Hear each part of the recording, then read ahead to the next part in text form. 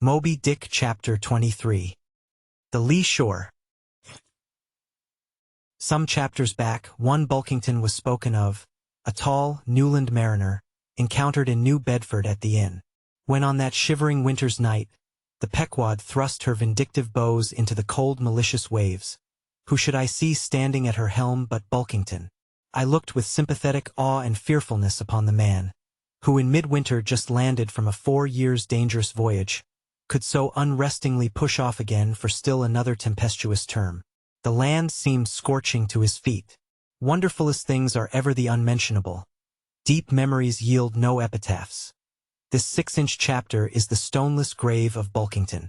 Let me only say that it fared with him as with the storm-tossed ship that miserably drives along the leeward land. The port would fain give succor. The port is pitiful. In the port is safety, comfort, hearthstone, supper, warm blankets, friends, all that's kind to our mortalities. But in that gale, the port, the land, is that ship's direst jeopardy. She must fly all hospitality. One touch of land, though it but graze the keel, would make her shudder through and through.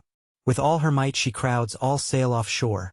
In so doing, fights gainst the very winds that fain would blow her homeward. Seeks all the lashed sea's landlessness again. For refuge's sake forlornly rushing into peril. Her only friend, her bitterest foe. Know ye now, Bulkington? Glimpses do ye seem to see of that mortally intolerable truth, that all deep, earnest thinking is but the intrepid effort of the soul to keep the open independence of her sea, while the wildest winds of heaven and earth conspire to cast her on the treacherous, slavish shore?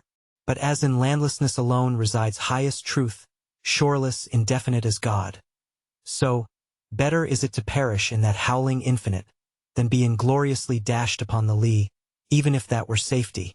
For worm-like, then, oh, who would craven crawl to land? Terrors of the terrible, is all this agony so vain? Take heart, O Bulkington, bear thee grimly, demigod, up from the spray of thy ocean perishing. Straight up, leaps thy apotheosis,